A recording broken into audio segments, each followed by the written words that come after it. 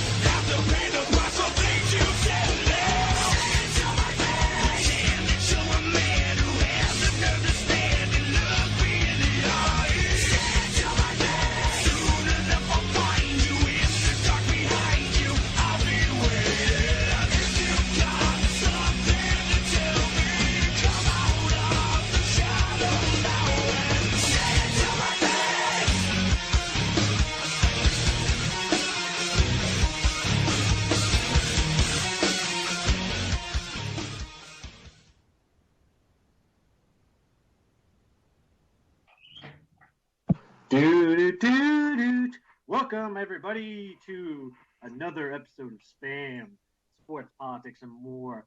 Coming live from my studio here in Old Bridge, New Jersey. I'm your host, John Brown, and I'm joined, as always, with my co-host, Nick Durst. Nick, what's going on?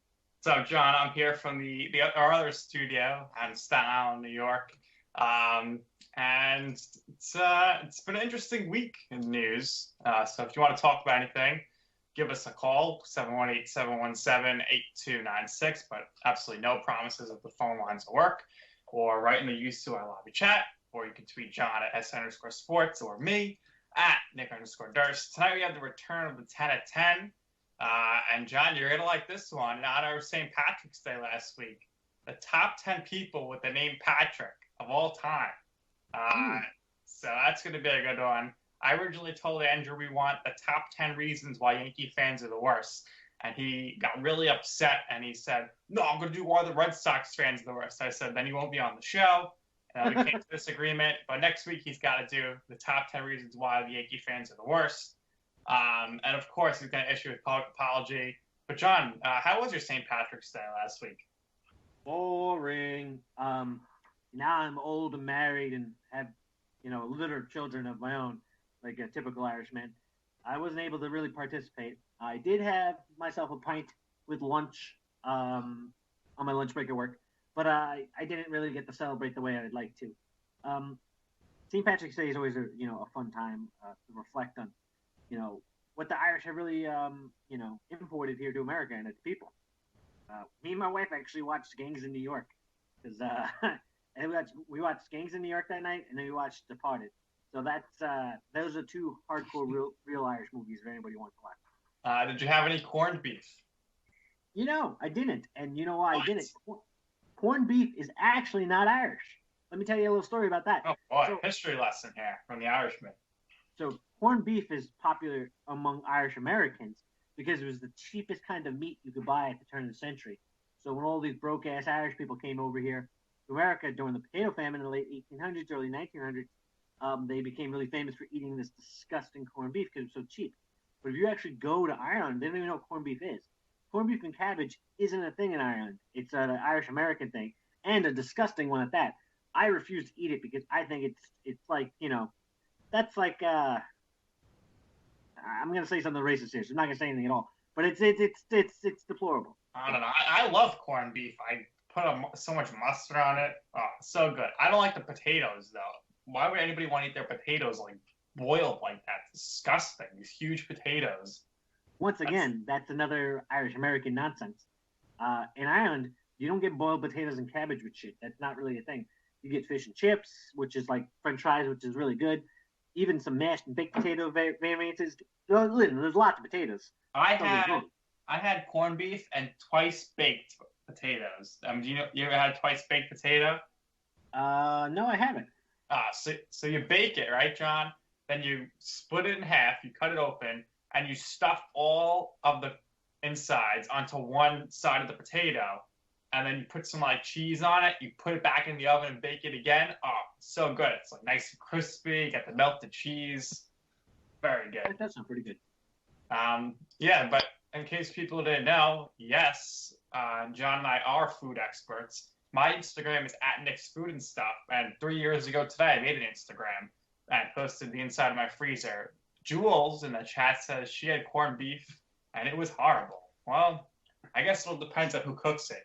The other corned beef is gross. So that was St. Patrick's Day. Then, John, we also had St. Joseph's Day on Sunday. And have you ever had a St. Joseph's Day pastry?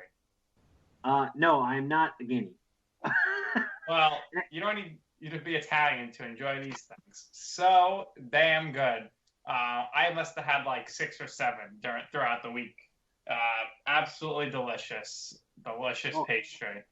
I'll actually drop some more Irish knowledge on you. So a couple of years ago, when me and my wife were on vacation in Ireland, we happened to be there during the summer solstice in June, which is like an old pagan holiday. The Catholic Church made it St. John's Day to sort of like keep the tradition going, but like rebrand it, kind of how they did with the winter solstice and Christmas. Anyway, it's also called Bonfire Day. They build bonfires and they drink all night next to the bonfires. It's really cool. At one point, we looked out the window of my cousin's house we were staying in, and the entire mountain had like little bonfires all over it. It was really, really cool. The Irish people are essentially still pagan. They just pretend, some Catholic nonsense. I remember that trip you took. And didn't you go golfing over there in Ireland? I did. I played Ballyconneely. I played the course where the Irish Open played, and it's a links course, and it's super duper hard. It's the hardest course I've ever played, and I've played all over the country. It's insanely hard. Not only is it links, so there's like, if you're left or right of the fairway at all, you're in big trouble. But there's also like sheep and stuff, like to walk by the course, and like a sheep could pick up your ball to walk away with it. And then it also intertwines through the ocean, so you get an ocean to land wind that blows your ball. So you have to dive through the wind on a dog leg. It's a really difficult course. So anybody who can par that course or go play under par there, they're really, really good. Their par fours are some of the hardest par fours I've ever played. Why don't you play a Trump's golf course out there, right in the water? Trump's golf course is actually in Scotland. Is it really? I thought he had one in Ireland too. Because remember there was a huge, like he was trying to build a wall around his golf course to keep some like Irish farmers out or something, and like he had like this huge resort. I'm almost sure it was in Ireland. I think it was called Doonbeg or Trump International Golf Links and Hotel in Doonbeg. I mean, I know he's got multiple courses all over the world, so he probably has one. He could very well have one around. But I don't know how you like golf. It's boring. I rather do nothing than watch golf. I'm sure you'll be tuned into the Masters next week. I sure will. Speaking of which, my daughter actually turns 2 this weekend, and I just gave her an early birthday present. I got her first set of golf clubs today. Because I don't know if you know this, but the amount of competition for female golf is very, very low. If a girl can basically just play, she can play college golf. So you're trying to make it the female Tiger Woods who will be on the Today Show at the age of 3 golfing. You know what? We can only hope. But I tell you right now, so I'm a terrible golfer. I probably have like a 23 handicap. I'm terrible. I can hit the driver. I can putt. I can't hit any of the irons. But with that terrible score that I have, I could have played Division I college girls golf because there's no competition. Yeah, I had a coworker who she played at Wisconsin Division I. Exactly. She probably stinks at golf. I could probably beat her because there's no competition. There's not even a lot of these Division I schools can't even get enough girls to sign up. Never mind getting scholarships. You know why, John? Nobody cares about golf. Okay, it's an old man sport, and I hate that it's on TV all the time. Nobody's watching that. I don't know why they think. I don't know why they're surprised when the ratings are low. Nobody cares. The ratings are better than they were years ago. Golf is actually more. Golf's coming up again. No way. I think it's Yeah. McIlroy, and then you could. The only way I'd watch golf is if you paid me, and even that would be tough for me to do. But in more exciting news, real briefly before we get Andrew up here for the 10 of 10, St. John's, John, number 6 in the country in baseball. We could be looking at some NCAA champs this season. Wow, good for them. I know a couple years ago they were pretty decent, but that's impressive. Wow. Yeah, I can't remember the ever being this good, and they're at a huge disadvantage because they played their first 15 games on the road because it's too cold here to play in February, and they only had their first game this Saturday. Yeah, that's tough because when I played high school baseball and the entire winter practices, it's all in a gymnasium. Like you can't really take fly balls or ground balls. You could do pitching stuff and you could hit the kid in the cage, but it's not the same. And then your first couple of games in March, it's like fucking freezing out. So those games are misery. And the vast majority of the public school, fields out here are a mess. Or they're Tottenville, which is AstroTurf from the 1970s, which is like concrete they painted green. I used to play Little League baseball on the girls' softball field at Tottenville, and I wear sneakers because it's like, a rock hard turf. But I would hit a ground ball to second and get a triple out of it because it would bounce so much. Yeah.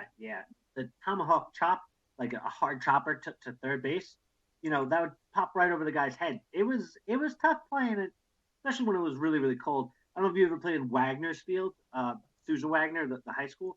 But if you hit a fly ball to right field, the football field and the baseball outfield touch. So if it's a single in the right field, instead of hitting the wall and being a long single, it's a fucking home run.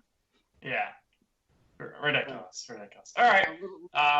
We're living in the glory days here when John and I used to play baseball and, of course, our amazing softball team. We will tell some stories about that some other time, about our fellow teammate, McDonald's very own employee of the month for 6 years, Matt Malloy. But I think it's time to... Does he still work at McDonald's? Yes. And I mean, we played like years ago, our softball team. So it was like 5 years ago. Yeah, and he was working there like 5 years before we played. This kid is just crazy, and he likes to get in a lot of fights on the internet over stupid stuff. He thinks he knows it all. But me and John always put him in his place. But too much time over the deep fryer, don't you think? Really messing with him. I can't believe he's still working. That's fucking nuts. He's been there like 10 years. And other McDonald's news, one of the original McDonald's on Staten Island actually closed this week. The one near the Staten Island Mall in the Toys R Us parking lot. Oh, shit. Really? That one closed? Yeah. So the fast food business is like really decreasing on the island. There's not as many Wendy's anymore. Burger King is not good. I don't know. I haven't eaten fast food in a while, though, so I guess I'm contributing to the problem. But, yeah, guess America's smartening up. All right. Yeah, let's get Andrew on here. Remember, Andrew says he's got a new Skype, so if anyone wants to hit him up and personally Skype him, I don't know why you would. He is at Andrew718 Pollock, POLLACK @gmail.com. And he also says, John, I don't know if I told you, it's a good news. I finally have a working password again. Did his password never work? I don't understand. A working soundboard. So I'm assuming he has some sounds for us. And we welcome All right, Andrew. We got some business to attend to. So before you could even talk about anything, go ahead. Yeah. I feel that I should have not walked out on you and Otto from Texas. So, first of all, if Otto's listening, I want to apologize. Because, believe me, I'm locking my bedroom door as we speak right now. Here I come. Now, I get it up there, everybody. John, are we witnessing like the remake already to Room? Is this Room 2, the Academy film?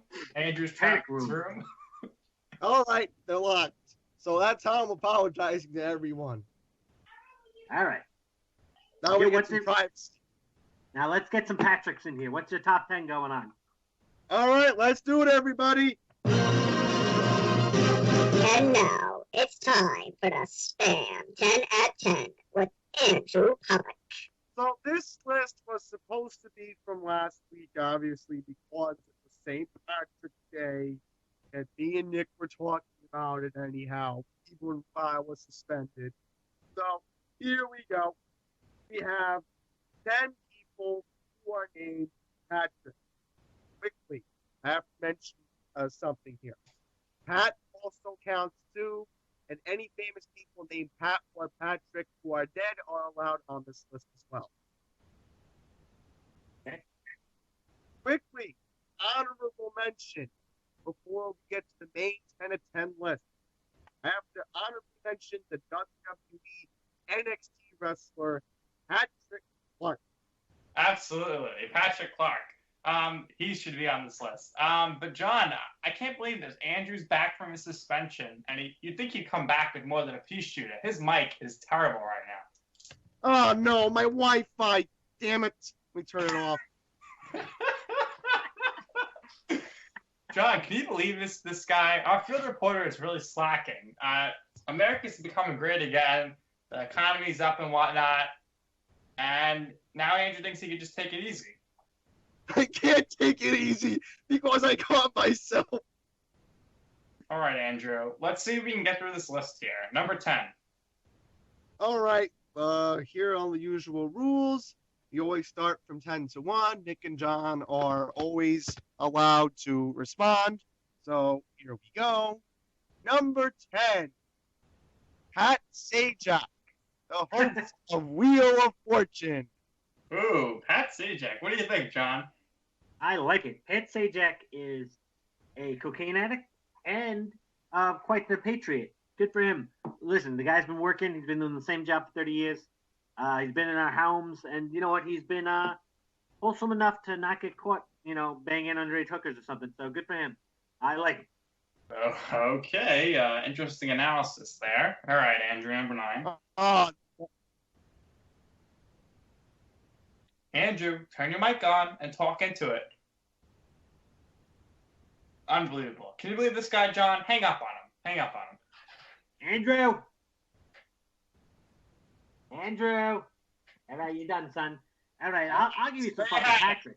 You had it the 1 of 10. What a disgrace. I don't know, John. Maybe he's got to be suspended again.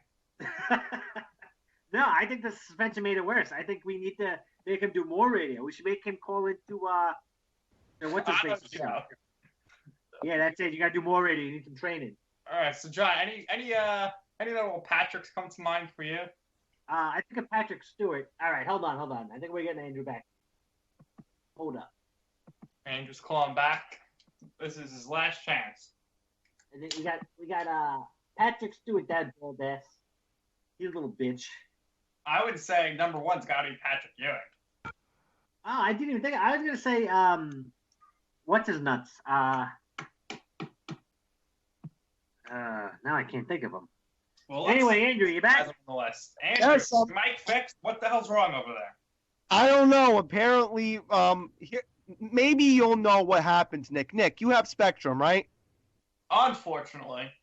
Yeah. Do you have the same problem when you're on a web chat and all of a sudden your bandwidth starts to go down and you have no bandwidth? I cannot say I have experienced that. You know why? Because we only get 500 megabytes of speed per second. Okay. Maybe you should put that in your group chat and finish the list. Number 9. Before I move on, I just have to quickly mention, I used to have DSL, and that was shit. Long time ago. So I'm just glad I'm glad I have broadband. All right. All right. Well, we're talking cable companies here. John, what kind of cable do you have? You don't have cable. You got a cord cutter, right? I'm a cord cutter, so I only have the internet. But I have to have Optimum. It's my only option in this area, which is a goddamn monopoly. It should be illegal. I hate that kind of shit. Yeah. The monopolies in cable are ridiculous. They really are. We need to break them up. I hope that Trump breaks up all. Or maybe Andrew, if he runs for mayor, he could break things up. 1 year ago. I'm not running. 1 year ago this week, John, Andrew announced his intentions to probably run, and he quickly backed off of it because we said, "Are you going to eat pizza with a fork and knife like the mayor?" And he laughed hysterically for like 10 minutes. But that was on Knick-Knack News. All right, Andrew, number 9.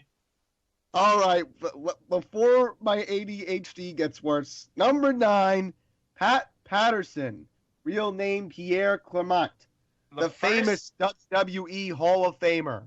The first Intercontinental Champion, and he's also the first openly gay wrestler in wrestling history. So, yeah, definitely should be on the list. Number 8. All right, number 8, Patrick Burrell. He was a baseball player. Pat Burrell. Oh, my gosh. John, you remember Pat No Bat. Pat No Bat. That motherfucker batted .230 his whole goddamn life. He was a Met killer, though. Definitely hated him. But he should definitely not be. I don't think he should be on the list. But maybe there's not too many Pats out there. Well, here's the thing. I got the name because apparently when I used to mess around with MVP baseball, that name came up on the Phillies roster. So Andrew was looking, John, Andrew was trying to make this list, so he didn't know what to do. He put on MVP Baseball 2005 or whatever with Manny Ramirez on the cover, and he's looking through the rosters for guys named Pat. Can you believe the research this guy puts into his segment here? That is some hard-hitting research. You should work for the New York Times. But let me tell you Pat Burrell's numbers right now. I just pulled up his baseball reference. He had 1,300 hits, 292 home runs, 700 runs scored, 900 RBIs, 7 stolen bases, and he's a lifetime .253 batter. This guy's a bum. He is a bum. All right. Man, this is why I have to improve my soundboard. I would have put the Price is Right losing horn on right now. Yeah, I think you gotta go out to Jersey next week and resume your lunch meetings with John, because ever since they stopped, your quality has been awful. Your mic's been bad. Your soundboard's been messed up. You left the show in a rush 2 weeks ago. I don't know what's going on, Andrew. I think you gotta bring back your meetings with John. Well, what am I doing tonight? Oh my God! Look at this! So I'm looking at Pat Burrell's terrible fucking numbers. He batted .209 for a whole season once. He had 552 at bats and only 109 hits. Oh, yeah. Gosh. What a bum! Well, listen, John. He's the 7th. He's in the top 7 all time with Pats in the history of the earth. All right, so let's go number 6. This list That can't must be a real shit name. Number 6. Andrew. All right, number 6. Oh, guys, can you hear me? Yeah, we hear you. Yeah. All right, number 7. Pat Riley, NBA executive. Oh, I like it. Hate it. Hate Pat Riley. Moving on.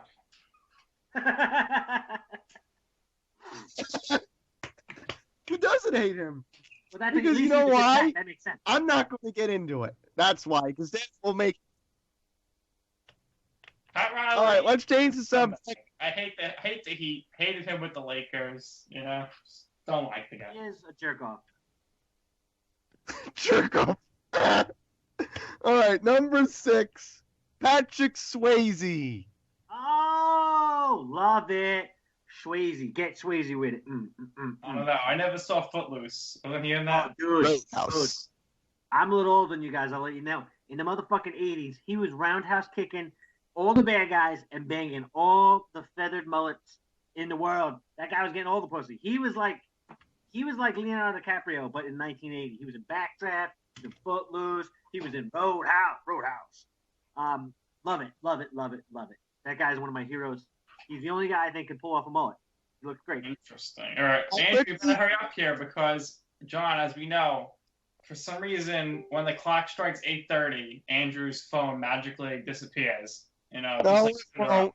No, it won't. I will make sure it doesn't happen this week. I can tell you that. All right. I'm actually trying to do my best presidential imitation of Trump because I'm so used to doing Obama. That's why. All right. What did he just say, John? What is that supposed to mean? No, have you guys realized that when Donald Trump says the word tell, he says it like this: tell. I don't know where this is coming from. I've not noticed. More Patricks. Give me more Patrick. More Patricks. Okay, number 5. This Patrick actually is a middle name, and many people remember him for hosting the Emmys. No. So number 5. How I Met Your Mother, everyone knows him from. Yes, that's who. Neil Patrick Harris. Yeah, listen, I like Doogie Howser. I think he's kind of funny. I know he's, a Fanuca or whatever, but it's okay. I like it. Yeah, How I Met Your Mother was a really good show. Did you watch it, John? Yeah, I was in the Marine Corps at the time, and I had nothing but fucking free time, so I watched all of them. I did not like how the season wrapped up, or how the series wrapped up. I think it was a little bit of cop-out, but other than that, the first 6 seasons or whatever were very good. I think it was a better version of Friends. Yeah, it was You very must good. have really good programming on the Armed Force Network then. What? That's how you watched it, right? The Armed Forces Network, or was it just regular CBS? No, I watched it on DVDs. I watched it way back in the Disney when Netflix actually used to fucking mail you a DVD. That's how I watched that shit. Right, I remember that. All right, more Patricks. More Patricks. Okay, we're actually 4 more left. Wow. Okay, number 4. Patrick Warburton. The guy who screams so loud on Family Guy! Oh my gosh. Who? Patrick Warburton. He plays Joe on Family Guy. Oh, okay, the voice actor. Yeah. So since I watched a ton of cartoons, because of my daughter, he actually does a lot of voices. He's in like a ton of shit. He's also Stan in American Dad. Yes, he is. But he's also Jimmy the bus in that bus show, Jimmy the Bus. Never heard of that one. It's like a Netflix exclusive. It sucks. It's like Thomas the Tank Engine, except they're buses. Doesn't make any fucking sense. Oh no, I know all about Netflix exclusives. One of my ex-girlfriends is addicted to them. All right. Andrew, I think you need your own show on the UCY network. It would be My awesome. girlfriend needs to get over her addiction to Netflix exclusives. All right. I have a Netflix account. Let's All right, continue. all right. More Let's- Patrick. You Number taking us 3. way off the path here. Patrick Dempsey. From Grey's Anatomy. Ooh. Patrick Dempsey. No, I'm sorry, I'm a heterosexual. I don't know who the hell that is. All right, I guess I'm fag on fucking Grey's queer necessities. All right. All right, number 2. Patrick Stewart. See, I think Patrick Stewart. I used to actually like Patrick Stewart, but then he came out. I want to move to America so I could fight Trump. Listen, you bald queer. Why don't you stay in fucking England, Captain Picard? You're not really a captain. You're a fucking Shakespeare actor. Stick to being Professor X. Stick to what you're good at. Shut up. Well, I'm from New York City. Keep that in mind. I'm from New York City too. He's from London. Sound like you're from London. Yeah, well, but Patrick Stewart needs to shut up about politics and so are these other celebrities because it's giving me a headache. Yeah, and you know what else is giving me a headache? You right now. We are all over the place tonight, Andrew. Reel it in here. Patrick Number 1. Stewart, that bold British bitch. What he thinks about Trump today after they had a terrorist attack in motherfucking England today. And CNN tried to say it was the Asian guy. Asian my motherfucking ass. We will get to that coming up very soon. But Andrew, please try to finish the list here. One person. All one right, more to go. number 1. Yay! My favorite Patrick on this list. Patrick Ewing. Ah, very nice. I was Yeah, actually right. thinking you were going to go with Patrick Starr from SpongeBob, but Patrick Ewing makes sense too. Listen, number 1 obviously has to be Patrick Ewing. For some reason, Nick fans didn't really, appreciate him at first. But now you see how bad it is without him. I mean, we're far away. But some other notable Patricks that were not named. You have Patrick Schwarzenegger, Patrick Kennedy, Robert Patrick, a politician, Bob Patrick, and here are the two Patricks that I'm shocked didn't make the list, especially when you got Pat Burrell on the list. How about Danica Patrick? Oh, there we go. Hey, girl. She's a hottie boombalati. She's married. So Yeah, she married can't my be on the dick. list? She's married. No married broads on the list. And there's actually a few more Patricks that I can think of. Patrick Buchanan on Meet the Press. Patrick Henry, who said, "Give me liberty" or "Give me death." And, of course, I can't believe it. Also, who's that guy in Suits? Patrick Adams. And last but not least, John. Where is St. Patrick on this list? I can't believe it. Snap. I didn't even think about that. Yeah, Oh, yeah. Patrick. That's what the day's for. Oh, Okay, there we go. This has been the Spam 10 at 10. Don't forget to tune in every Wednesday at 8:10 Eastern, 5:10 Pacific.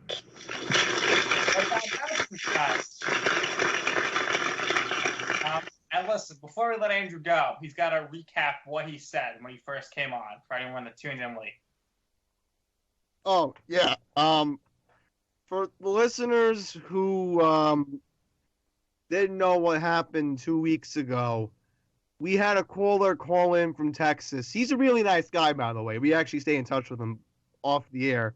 And apparently, I got so worked into his appearance because, we rarely get a caller on this show that I forgot to finish my 10 at 10 list from 2 weeks ago, where I was supposed to talk about celebrities who need to keep their political views to themselves. So I got distracted. I had to rapidly go. I didn't realize I just should have locked the door in the studio so that way I get some privacy.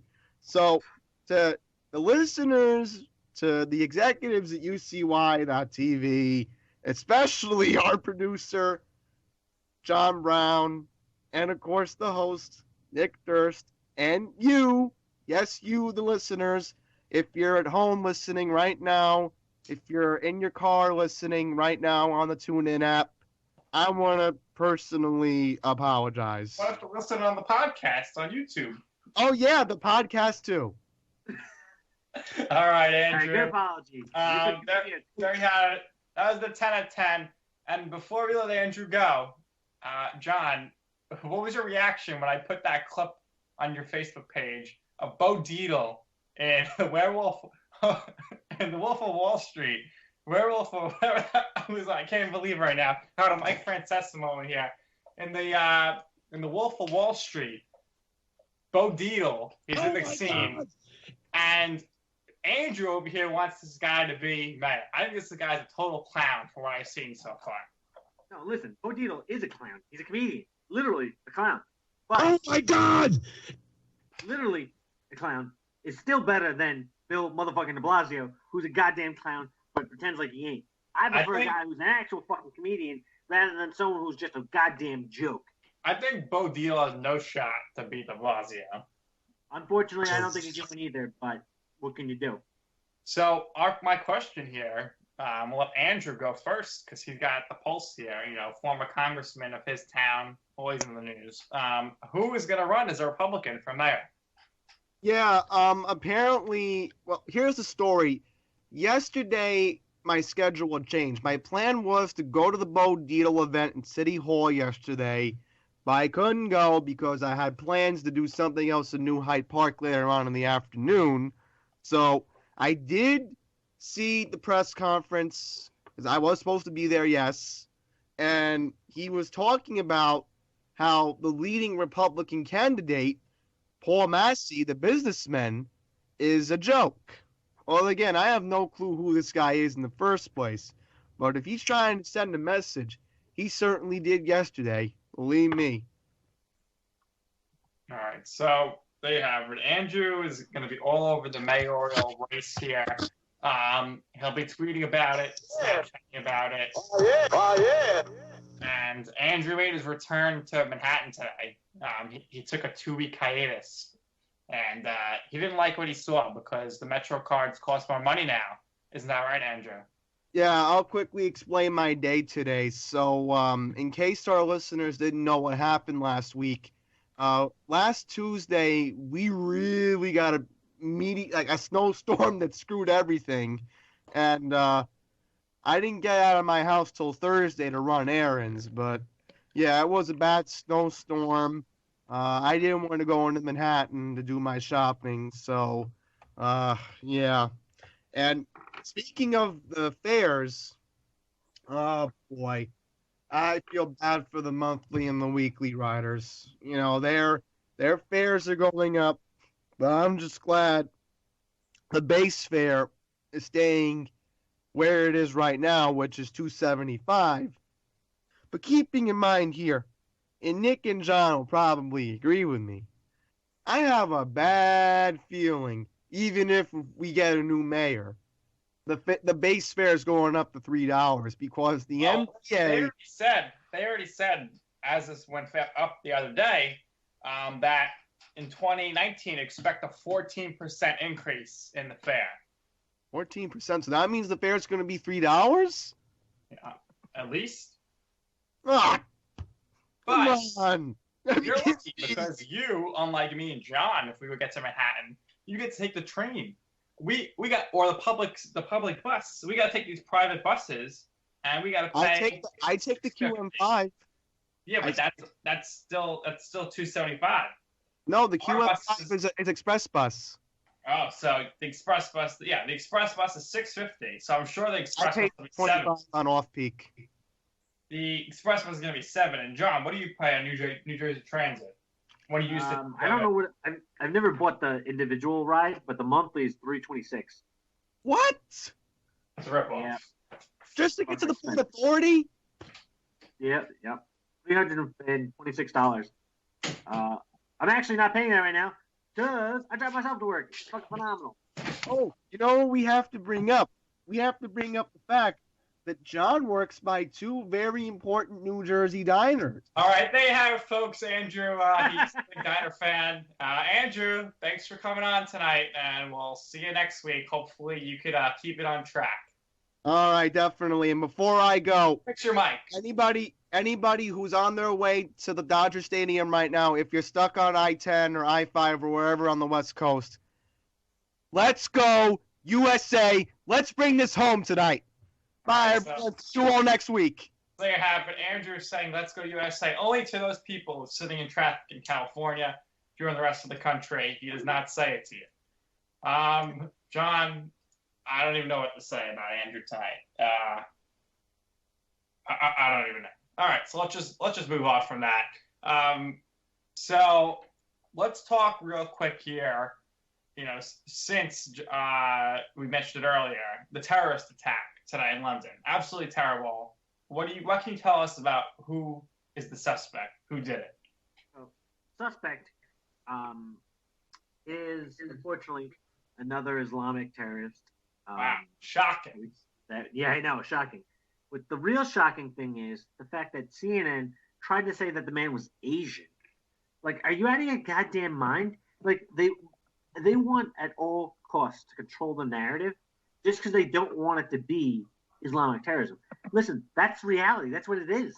And it's not like you can actually hide it because there's goddamn footage of the EMTs working on him after the cop shot him. So the whole thing is just complete bullshit. You know, it's really a disgrace. And you got to realize this is a really terrifying attack because it was right outside of their parliament building. Their prime minister had to be rushed out by security. This could have been a test attack for something much bigger. You know, anyone who's denying the fact that we have a problem with radical Islam, essentially Wahhabism, it's the brand of Islam that ISIS and Al-Qaeda and other aligned groups practice. Pretending like that's not a problem, it doesn't help at all. You know, we're not trying to say that everyone who's Muslim is a terrorist. That's not the point. You muddy the water by doing that instead of dealing with the actual problem. The actual problem is the fact that, Wahhabis have infiltrated the entire refugee population, and the refugee crisis in Europe right now is very much a Trojan horse.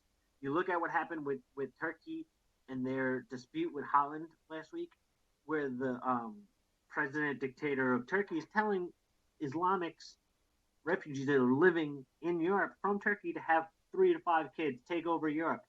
That's an invasion via migrants. That's, it's a long-term planned invasion. It's a social economic takeover. They're opening their gates to this. It's insane.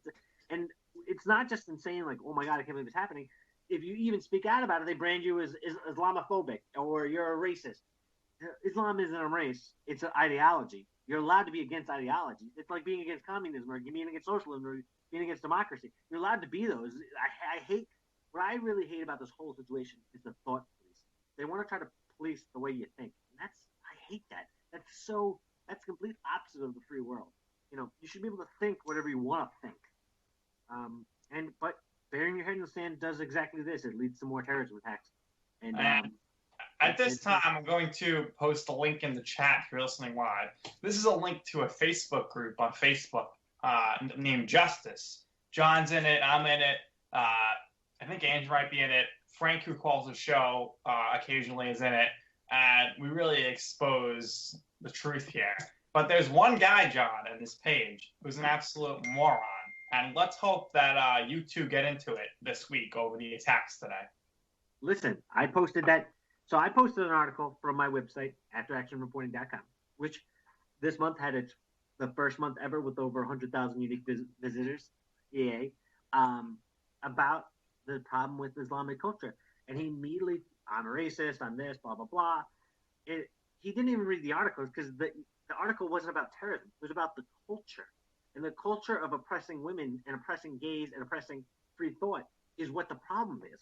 So it's not, terrorism, everyone, all the liberals will point to, very small percentage of people die by terrorism attack. It's not that big of a deal. That's not the crux of the issue. The crux of the issue is the fact that their culture does not simulate what ours, because they hold different values to be true. The idea that women are free and individuals. The individual freedom is completely different.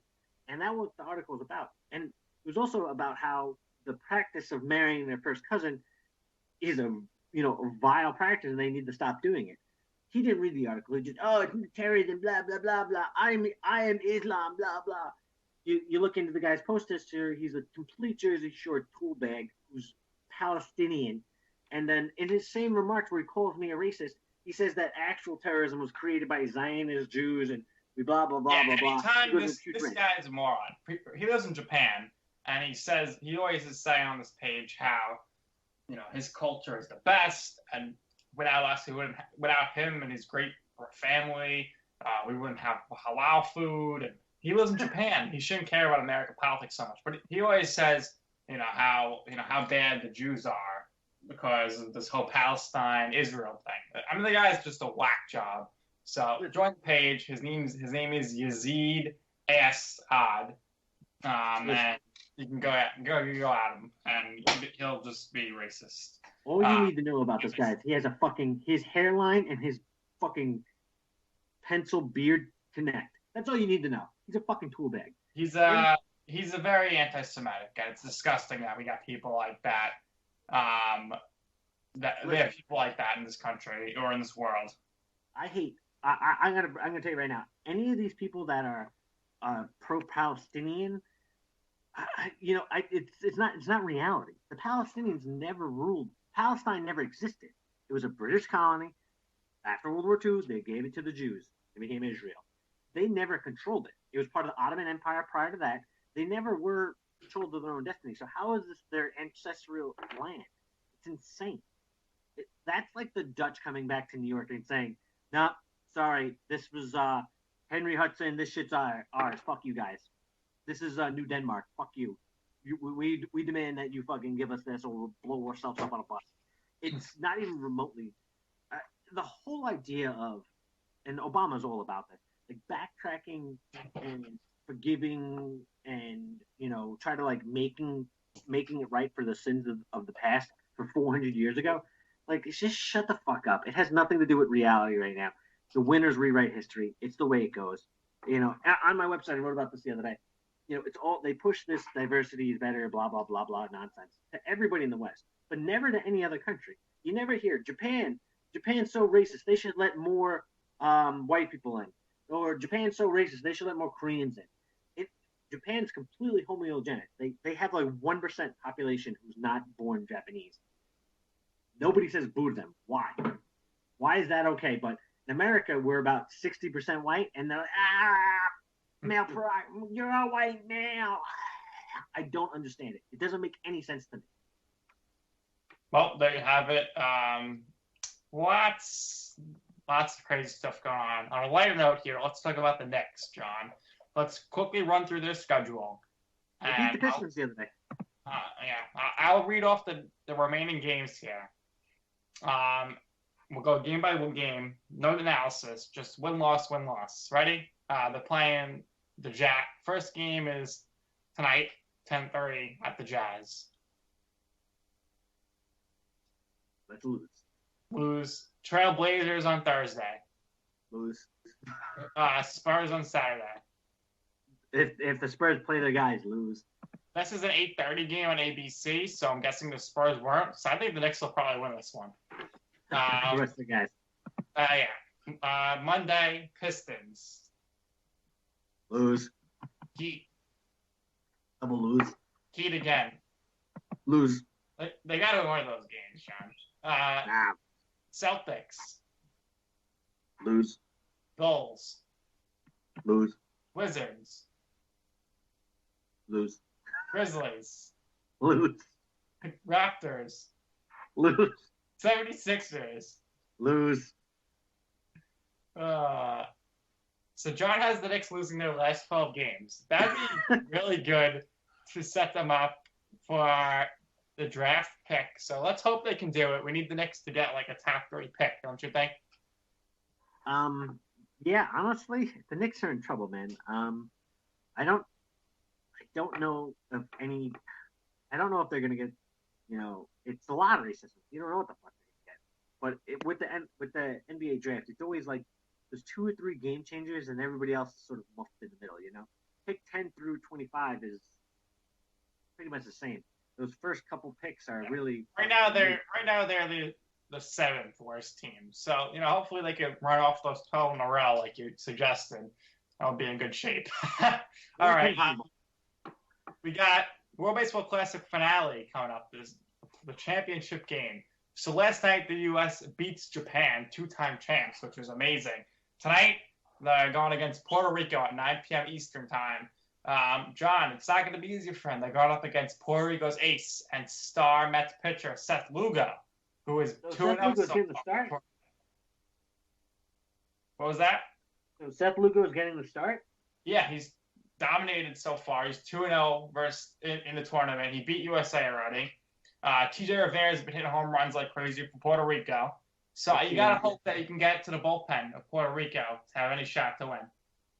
I saw Murphy didn't play the other day. What was that about? Murphy has only played 2 games. I don't know what Jim Leland's doing. And Paul Goldschmidt's only played 2 games. Leland's fucking drunk again, I guess. Well, they're in the championship though. How do you see this one playing out? I think it's a close game. I think Lugo pitches 5 shutout innings, and then the Mets get to Puerto Rico's bullpen. Who's the closer on Puerto Rico? Oh, the Mets get to the Puerto Rico bullpen. Oh, excuse me. America. I don't know who Puerto Rico's closer is. I guess it all depends on the pitch limits that night. I don't know. Familiar. I think Lugo's going to be good. I just don't know if the U.S. pitching is going to be able to. I got Stroman on the mound who stinks. So I don't know. I think Puerto Rico can get an early lead and keep it. But the U.S. bullpen's a lot better. Let's start. What? Why is Stroman getting the start? Beats me. I mean, Chris Archer had a perfect 4 innings in his first start, and then the U.S. was like, we're going to send you back to Rays camp. We don't want you for the rest of the tournament. I don't know.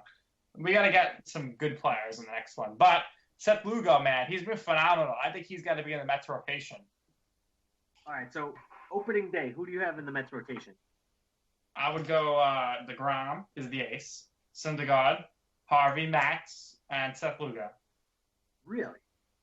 Yeah. What about Wheeler? You think he's not gonna be ready? I mean, Wheeler didn't look too good today. Here's the Wheeler. I want him for the end of the season, and they're saying his pitch limit is going to be innings limit's going to be very low. So if he starts in April, he's going to be done for the year come August, which isn't good.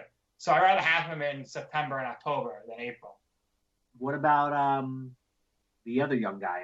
Selman, I think Lugo is better, and you got to send him to AAA because Max is getting hurt, right? So somebody's going to get hurt. So you need to have starters ready. You can't put them all in the major league roster. It doesn't make any sense. You need to call Sean Bill Martin from AAA.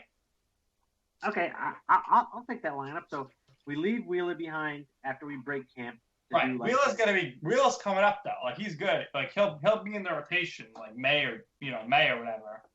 But this is the only way he's going to pitch in October, September, as if he doesn't pitch in April. Who's the Mets bullpen that breaks camp? Addison Reed's the closer. Then you got Fernando Salas, Jerry Blevins, the bum Hansel Robles, Josh Smoker will probably make it. I like him a lot. I mentioned Blevins. Then we got Rafael Montero, who's had a good spring, surprisingly. Blevins will be the lefty. Who's going to be a setup guy? Robles? Smoker's another lefty. No, Fernando Salas will be the setup man. Okay. And then this other guy, you probably never heard of him, Paul Sewald. He's been in AAA last year. Phenomenal. Strikes everybody out. He's going to make the team probably as well. Who's going to be the long man? The long man's going to be Rafael Montero. Now, Montero has shown signs of being phenomenal and then sucked ass. So we'll see. Like they should this will be the first time he make a team at the start of the season. Maybe he's got some confidence. But listen, we got some Sports Illustrated over-unders here.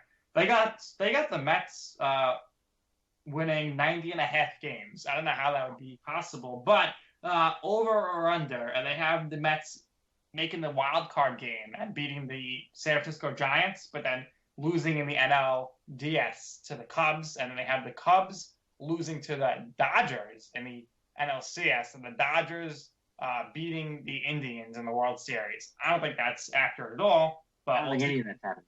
Yeah, let's take it one thing at a time. The Mets over under 90.5 wins. I'm gonna go over. I'm gonna be you. I'm gonna be hopeful. Listen, if they don't win this year or next year, they're not gonna win. So we gotta think they're gonna win. Because what do you do before we do the rest of the Mets? Let's do by position. Who breaks camp? Who's breaking camp at first base? Starting opening day first. Well, here's the opening day lineup. Fielding wise, Darno's catching. Duda's at first. I don't like that at all. Walker's at second. Cabrera's at short. Reyes at third. Cespedes in left. Scranderson in center field, and Bruce in right. Michael Conforto, who's been killing it this spring training, will be in AAA. He's going to bat like 800. On the bench, you're going to have Juan Lagares, Brandon Nimmo, TJ Rivera, and Wilmer Flores. And for some reason, it's looking like Ty Kelly might make this team. I don't know what they're thinking. Well, here's a couple issues with that projection. I don't know if Granderson can play center field anymore. Well, too bad he is, though. Yeah. And maybe what you do is you Cespedes should play center field. I mean, I don't understand why he's not. Cespedes in center. You put Jay Bruce at first. You keep. All right. Yeah, you keep Conforto back up. Conforto in right. Conforto in left. Center right. Cespedes in center. Bruce at first, definitely. That's what it should be. I don't know why they're wasting their time with Duda. Listen, Duda might get hot at some point. You need to work him in the lineup. But why not have Duda's gonna have he's gonna bat like 210, have some home runs, and have a bunch of strikeouts. He'll have a 4 or 5 day span where he hits 8 home runs. Then he's gonna have a 6-week span where he doesn't hit the ball. So I don't know if you really want that when you're trying to win a World Series. Yeah, but here's the thing that he gives you: a left-handed bat off the bench that hits for power. People will sell the farm for that. Why not stick his ass right there? He gets all the pitch hitting duty, even if you gotta work him in the lineup sometimes. And Granderson's gonna need a shit ton of time off because he's fucking 1 million years old. So you'll be able Durst to work like Bruce hasn't back in. even missed a game. Like, he's missed like 2 games the last 2 years, which is insane. But that's I understand that, and knock on wood, good for him. But at some point, the chicken's gonna have to come home to roost. He's playing on house money here. That Right. First of all, that signing has been phenomenal for the Mets. Talk about a good. Surprisingly, yeah. Yeah, talk about getting your money. At the time, I was like, oh, well, this first year will be good. The last 2 years will kind of be a wash, whatever. Now I'm like, holy shit, this might be one of the best free agent signings the Mets have ever done. Oh, he's not Carlos Beltran, but Carlos Beltran was in his prime. I'm talking about we signed a guy who was an old man and we overpaid him, as we do all the time. listen, I mean, there's really only been 2 signings that Sandy has made that have been good. Only 2, which is not really that good. But Grandison and Bartolo Colon were the only 2 good signings. Well, he brought in Cespedes. You got to give him credit for Yeah, but that. he didn't sign him. He traded for him. True. What about Reed? He brought in Reed. Traded for him. Trying to think. He signed Cabrera, but it's only been a year. What kind of terrible has he had any Jason Bay signings where he signed a guy that's just been a fucking dumpster? All right, how about I go like year by year. Antonio Bastardo last year. Alejandro Diaz last year. Chris Young. Remember him? Just all these terrible closers. Listen, but all these terrible colors. you ever Frankie Rodriguez, remember him? Francisco Rodriguez, not Francisco Rodriguez, Francisco something around there. Just not good people. K-Rod was very good though with the Mets. I don't know. K-Rod could not. If he could have just not punched his father-in-law in the fucking face in the clubhouse, he could still be a Met. Yeah. All right, so lots more Mets talk. Check out the Mets cast on EliteSportsNewYork.com. It's really going to be a great show, don't you think, John? Yeah. We're going to have to start doing, right? We're going to have to stop talking Mets on this show. Right. So we don't talk up all the Mets. So listen, we're not going to talk Mets now. We're going to talk some other teams. Nationals, 90.5 is their over-under as well. Over or under? I'm going under. Under. All right, so that means the Mets win the division.